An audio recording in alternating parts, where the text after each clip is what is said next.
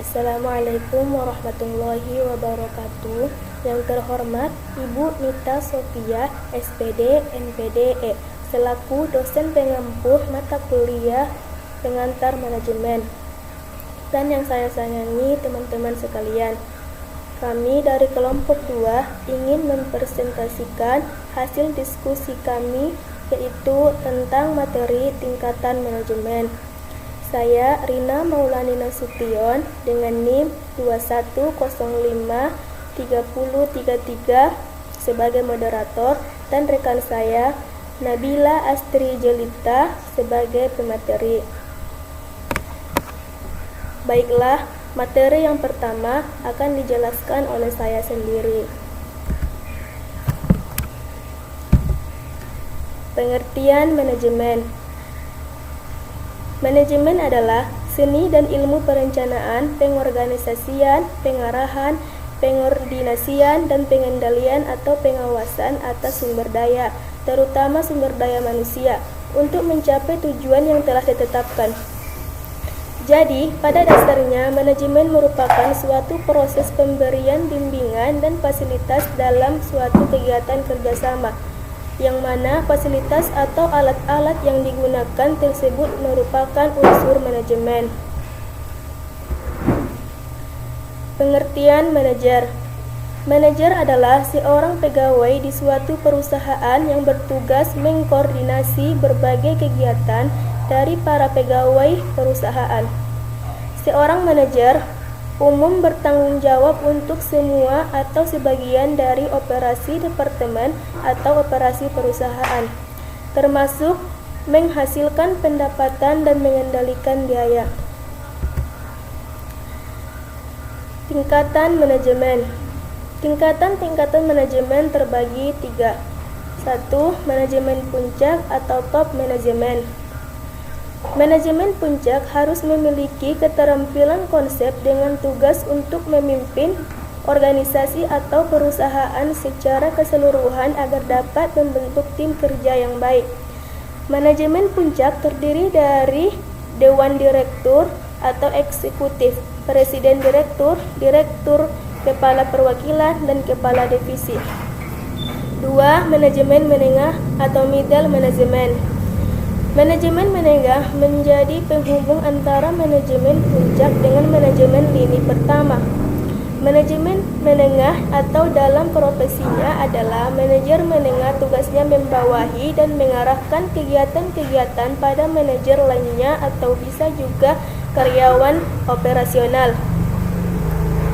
Manajemen lini pertama atau first line. Manajemen lini pertama harus memiliki keterampilan teknis, bertanggung jawab, memimpin tenaga operasional. Manajemen lini pertama berhubungan langsung dengan tenaga operasional. Materi selanjutnya akan dijelaskan oleh Nabila Astri Jelita. Kepada Nabila Astri Jelita, persilahkan. Saya Nabila Astri Jelita ingin menjelaskan mengenai fungsi manajer. 1. Perencanaan.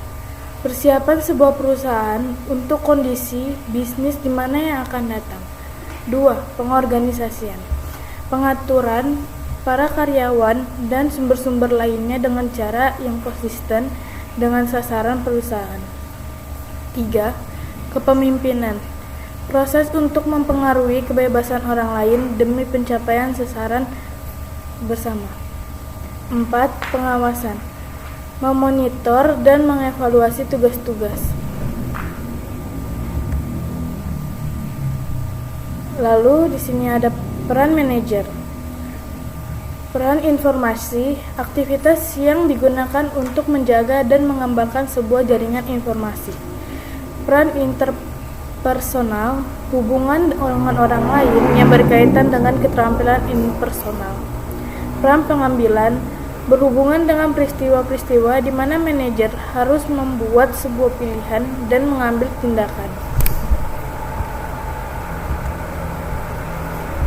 Lalu, di sini ada keterampilan manajerial yang harus dimiliki manajer.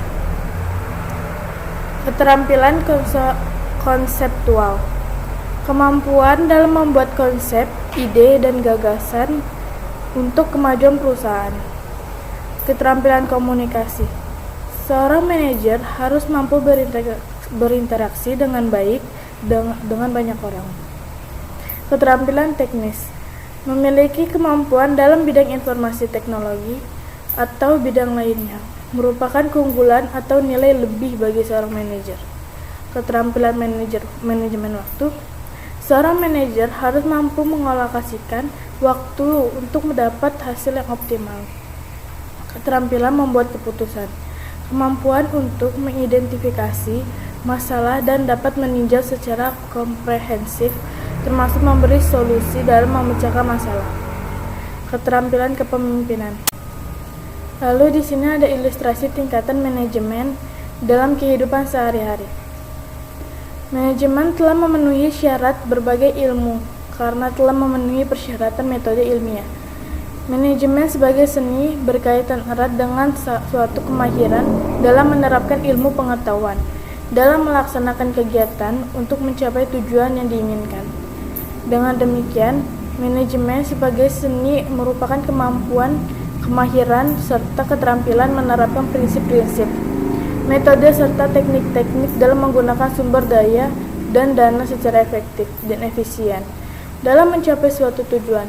Selanjutnya, manajemen sebagai seni mengajarkan bagaimana melakukan sesuatu, how to do, dan sebagai ilmu mengajarkan bagaimana berpikir untuk mengetahui inti hakikat suatu masalah, how to think. Sebagai contoh adalah mandor pabrik dan kepala seksi yang langsung membawahi tenaga pembukuan. Mungkin cukup sekian presentasi kami.